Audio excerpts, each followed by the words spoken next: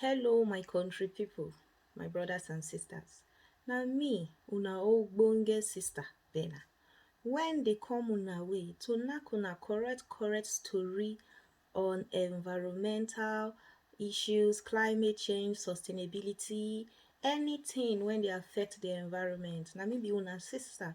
When go dey knack una all this kind of story in simplified form in pidgin English, so that all of us go fit dey carried along, so that this issue of climate change when they affect all of us, so when they make all of us, all of everybody dey feel am, e no go be things when be say some of us we dey hear am we no dey understand.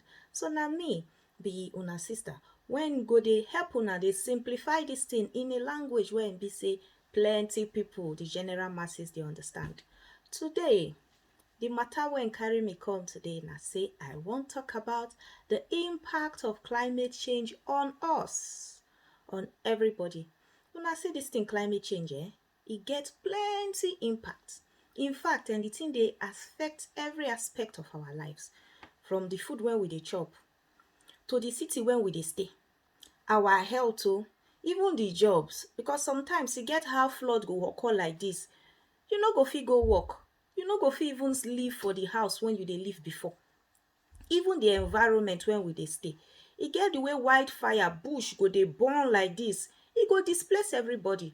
The environment sef go get as e be. Even get e dey affect every aspect of human life. Abi na politics, it even dey affect am, because e get how government, the kind laws when government needs to put in place to help us take even solve all this issue of climate change. So I go tell una say this climate change, e affect a large, that's the effect for our body, na a vast number of, that's na plenty things na e dey affect. But today, I no go take too much time, na just one of the effect I go talk about, the one wey concern everybody. So today, I go talk about the effect of climate change on our health. That one na the matter wey carry me come today. So as we don see am, so climate change, e dey cause plenty things, and as we can see, dem don declare am world threat. WHO don talk say this matter na global threat. It's a threat to the thing dey threa ten us, that's na wetin be concern to all of us for all around the world, that's globally. WHO don talk say because of this climate change now, the thing dey increase plenty diseases globally. Plenty disease wey we no even know about before, e don dey come out yanfu. Dat na because of this climate change matter when all of us don dey talk about, when dey the lips of everybody. So today, I go tell una some of the kind ways when how climate change dey affect us. So wetin make we look out for. The first one when I go discuss today na say climate change dey affect us by, first of all, we no go get clean air to breathe, because of the pollution all around the world, because of the emission, that's because of the release of carbon dioxide and other toxic gases. Oyibo go call am anthropogenic gases. That's gases, that's fumes, gases when na human being cause, that's na wetin dey our power. E dey comot clean air from the environment. So pollution, when e come from oil activities like transportation, commercial farming, abi na farming a generator when we dey blast vehicle, all those industry, mining, all those things dey affect the quality of clean air when we dey breathe. And this matter now, e dey lead to plenty issues when we don dey see sef for ourselves. You see, this thing fit lead to cardiovascular disease. That one mean say, that oyibo mean say, e fit lead to heart problem, heart diseases like heart failure, heart attack, stroke. All those things, even get one wey oyibo dey call heat stroke. All these things na climate change, all this pollution for the environment dey cause am. Abi na breathing problem we wan talk about, disease like asthma, lungs cancer. All these things dey occur when we don breathe in plenty bad air inside our body. E dey worry our system, because the way God create this human body, so e want maybe say make we no dey take in so many things when dey dangerous, so oyibo go call am toxic into our system. And when the hair, like now you see soot for everywhere, if you wake up for morning you go see dust full everywhere. As you see the dust say e settle for table, make you know say some of them sef don enter inside your body. Even when you see all those smoke, you see say you wake up for morning, you see say you dey clean, the things dey black, you dey see your hand, you dey clean am with tissue paper, you dey see say e dey black, na wetin dem dey call soot. Just know say as you see am for table, so e sef don enter inside your body. And when we breathe in these things too much, sometimes this thing fit lead to some kind health issues when e be say if we all put head together take reduce this climate change, we go fit solve am. Another thing when be say dey affect, when climate change dey cause, when e fit affect our health na lack of safe drinking water. Climate change dey disturb the weather pattern.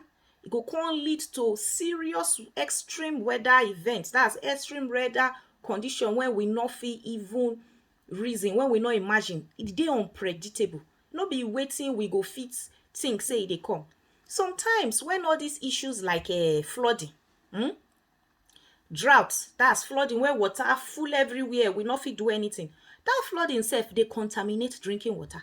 Because when flooding full everywhere like this, the drinking water sef, this thing wey dem dey call for pidgin algae, those green things go grow, and those spring, all those source of clean water sometimes go come dey contaminated. No be wetin we sef we go fit drink. Again, climate change dey cause another water condition wey dem dey call drought. Drought mean say na lack of scarcity of drinking water. Water no go dey to even drink. Everywhere go dry. When the heat don rise for the atmosphere like this, e dey cause very many weather conditions when we no fit even predict or understand. So when drought come like this, people no go even fit get drinking water to drink, and that one e dey kill plenty people, because human body is made up of a large, I think over 70% of our body na water na dey take make am. So we all need clean and drinkable water to survive. Water sef no be only to dey drink am. We need am for a lot of things. We need it to keep clean. We need it for our day-to-day living. That's why we need am every day of our life.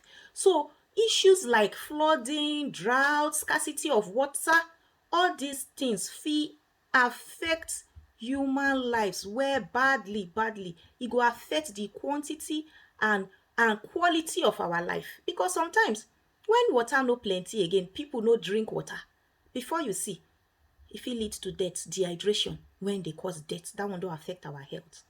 And when the water, the quality of the water no good, that one sef fit lead to things, diseases and sicknesses like cholera. When the quality of the water no good, cholera, you go see people dey poo, dey purge. Na so we dey call am diarrhea. We dey purge because say we don drink water when dey contaminated. Even typhoid fever, all these things na contaminated water na dey cause am. So you see how this climate change dey affect every aspect of our life. There's like one saying when they say water na life. Na true. So we need, for us to really get clean water, we need to take this climate change issue seriously, so that we go fit live the kind of life when we wan live. We go fit enjoy life. Another issue again when this climate change dey affect our health, my brother and my sister, na lack of nutritious food. You know say this climate change, when e don happen like this now, different things don happen. E go lead to wetin oyibo dey call food insecurity. That is, food go come short. Food no go plenty as e dey plenty before.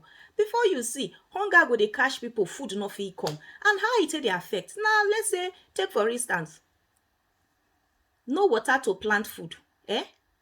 Drought. So rice crop, all the crop wey need water no fit grow, because the weather now, we don see say e don change. Rain dey either not dey fall like before to water the ground, or even sea level dey dry up. Even our springs dey dry up. Then before you see, we no go fit fetch water, even take water the plant. Then again, food before you say e don short. Again, the other one when e go affect na like this. Climate change fit cause severe flood or fire. Wildfire, bush burning, when go fit burn out all the food like this when we suppose chop for body to give us nutrients. before you see that thing don dey lead to malnutrition. We no go fit buy seafood shop, because people go now we dey hear say flooding don come e cover e kill all the produce wey we dey plant for our farm. So right now sef, either food no go dey, or we go even say food don scarce, and as e don scarce, so the price don go up. And wetin that one mean? Even people, the masses, some of them no go fit come afford the high price of food, and this one now go come cause wetin dem dey call malnutrition, as dem no go fit, food no go dey to available for the poor masses, dem no go fit buy am. All this na wetin the climate change, when I dey say e no good for our body. So make we really consider the matter, make all of us put hand to resolve am. Another one when I go talk about, when I go say this climate change dey affect now, na say this climate change fit cause loss of property loss of shelter, that's house, and e fit even lead to poverty. You go ask me how? I go tell you. You know say climate change now, when the weather don no be as e dey be before, everywhere don hot, everywhere. Sometimes people go even run comot for their house because of flood. Sometimes people sef, because of flooding, because of wildfire, because of issues like tornadoes, that's heavy thunderstorms, because of issue like hurricane, that's powerful wind, people fit run comot for the area when dem dey stay, run leave their beloved homes. Or sometimes those winds and thunderstorms go pack their house, fling am go left, dem no go get house again to live. That one sef fit even kill people. E fit cause loss of life, e fit cause loss of property, e fit cause loss of job, e fit cause loss of injury, e fit cause loss of a lot of things. And when all these things don happen, before you see, people go come dey homeless, people no go come get work again, dem go come say dem dey unemployed. Before you see, people sef, the thing when dem no get where to sleep, night don dey come, dem go dey think before you see, this thing don lead to depression, e go come dey affect their mental health. So my brother and my sisters, we don see am say this thing wey dem dey call climate change now, na matter, like I go always talk, when we suppose come together, see how we go take resolve, because this thing dey affect all of us one way or the other. If we even say e never touch us, we know one or two people when the thing don affect. So this na issue now when I don break down for language wey all of us go understand, to know the impact, so that we go fit put head together, come resolve these climate change issues when everybody dey talk about, when e don be global concern. So until I come una way next time, na me be una ogbonge sister wey go dey bring to una domot better story about climate change and how to solve am. Until I come una way next time, una bye